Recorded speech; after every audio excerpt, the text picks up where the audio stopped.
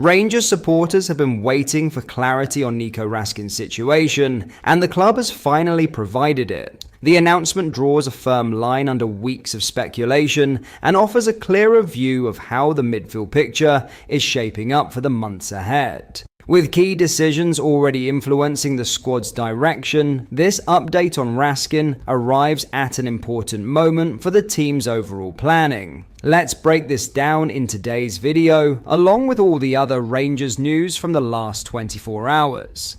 There is so much to discuss in today's video, so be sure to like the video and subscribe to the channel for daily Rangers content. Nico Raskin is out of contract at Rangers in the summer of 2028 and not 2027 as previously understood. RFC News has learned that the deal the Belgian signed in January 2023 runs until the summer of 2028, having joined on a 4.5 plus 1 year contract. That means the 24-year-old is not out of contract in 18 months' time, as some supporters feared. Raskin has become a regular fixture for Rudy Garcia's Red Devils this year, and is in line to play for Belgium at next year's World Cup held in the USA, Canada, and Mexico.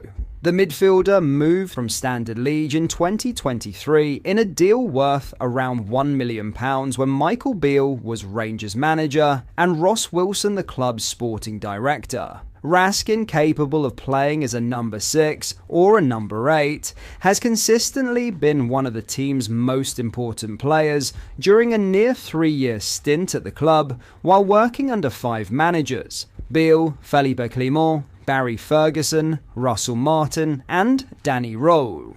The number 43 saw his future at the club cast into doubt earlier this year when Martin dropped him from the matchday squads to face Celtic and Hearts. Martin, who would be sacked in October, clashed with Raskin following the club's 6-0 defeat against Club Brugge in the Champions League playoff, having also dropped him alongside James Tavernier following a 1-1 draw against Motherwell on the opening day of the season. Rangers did attract interest for the player in the final days of the transfer window, with Besiktas a realistic destination, but the Belgian did not want to leave the club, and he would later be reintroduced into Martin's side. Speaking last Tuesday about the period under Martin, Raskin said, "It was difficult, I can't lie. It was really difficult for me that period, and I am still trying to get back to my best form, whether it is physically or mentally. I think it has not been great, and I have not enjoyed every part of it. I have read a lot of wrong stuff every here and there,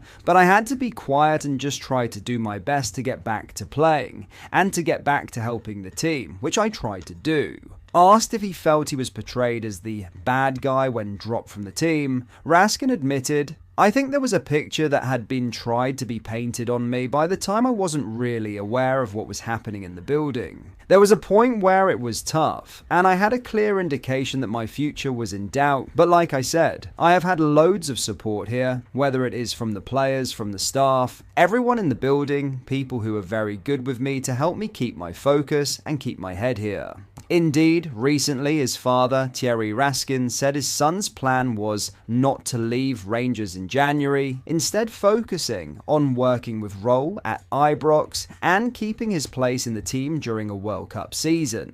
Raskin won Men's Player and Players Player of the Year awards at the club for his performances across the 2024/25 season. Having suffered an injury early in Clement's tenure at Ibrox, it took the midfielder until the autumn of 2024 to earn a place in the team, performing consistently in Europe and impressing in Old Firm games. Raskin has started every game under the new head coach role and also played 180 minutes across 2 World Cup qualifiers for Belgium during the most recent international break. In other news, Wolves look set to retain Jonathan Hunter-Barrett despite strong expectations that the long-serving academy figure would be heading to Glasgow.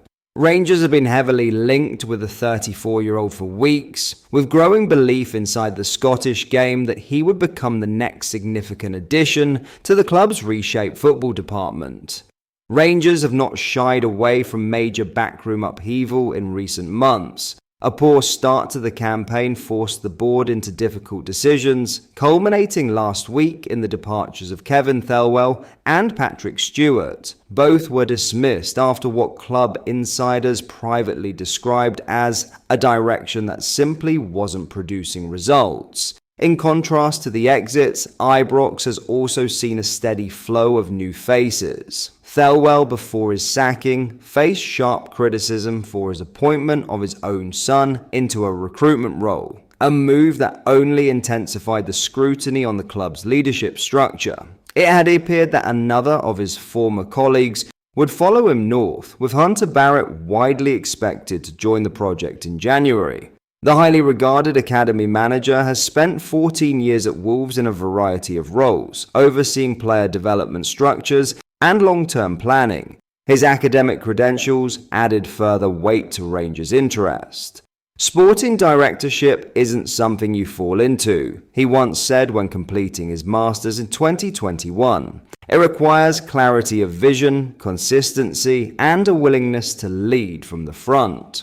Those qualities made him an appealing target for a Rangers hierarchy, hoping to modernize their youth and recruitment departments. By late October, multiple reports suggested an agreement was close, with suggestions that Hunter Barrett was preparing to begin work at Ibrox at the start of January. Yet momentum has now collapsed completely. Any prospect of him making the move north has evaporated. According to information shared by John Percy on the 1st of December, Wolves are preparing to promote Hunter Barrett to the role of Academy Director. The position will see him working closely with Rob Edwards and Matt Jackson as the club attempts to stabilise its long-term football operation. The promotion effectively closes the door on Rangers' pursuit and confirms that the planned January arrival is no longer happening. For Rangers, the timing is as damaging as the decision itself. Andrew Kavanagh, who arrived in the summer, has endured a difficult period in his own role. The club's chaotic organisational picture has drawn criticism from supporters and observers alike, and the Hunter Barrett episode adds another layer of frustration. As one source noted, this was supposed to be a straightforward win. Instead, it's become another reminder of how much needs fixed. What makes the snub even more striking is that Wolves themselves are in turmoil. Without a league win and staring at near certain relegation, the Black Country club has been engulfed in its own problems. Yet despite that, Hunter Barrett has chosen to remain at Molyneux rather than take up a senior opportunity at Rangers. But that is all for today's video. Thank you for watching. I hope you enjoyed. If you did, please make sure you hit the like button and subscribe to the channel. We post all the latest Rangers news every single day, so join our fast growing community so you never miss out. Thank you. I'll see you in the next video.